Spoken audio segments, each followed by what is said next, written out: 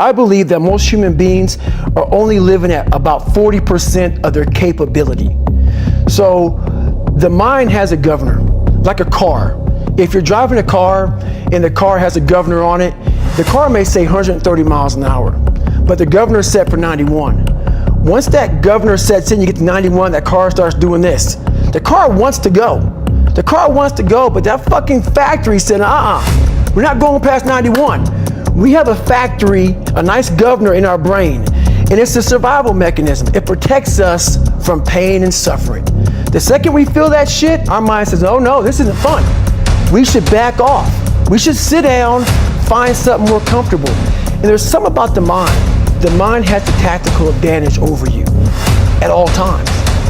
At all times of your life, the mind has a tactical advantage over you. Why is that? It knows what you're afraid of. It knows your insecurities. It knows your deep, dark lies. And it starts to push you away from that shit. It pushes you in a direction that is comfortable. The mind controls everything. So what I realized was that when I was growing up and I was 300 pounds and I got all fat and I got all insecure, I realized that my mind kept taking me in this direction. When things got uncomfortable for me, when I was facing my insecurities, I was facing my fears, my mind said, oh no, we have the tactical advantage. We need to get you, separate you from this feeling over here. Life's all about feelings. We want the happy feeling. We don't want that feeling of this sucks. Why am I here?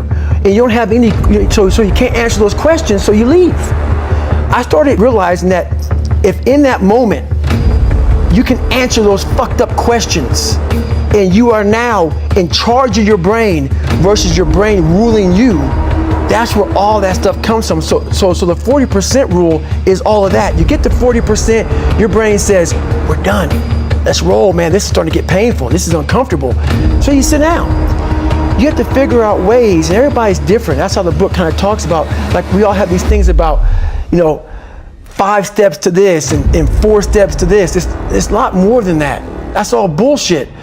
It's a practice that you have to, it's a habit. So if you know that at 40%, I'm feeling pain.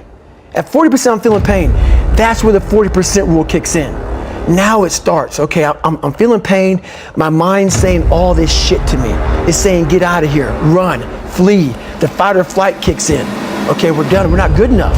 It starts telling you all these things. You start to believe it because the mind controls all.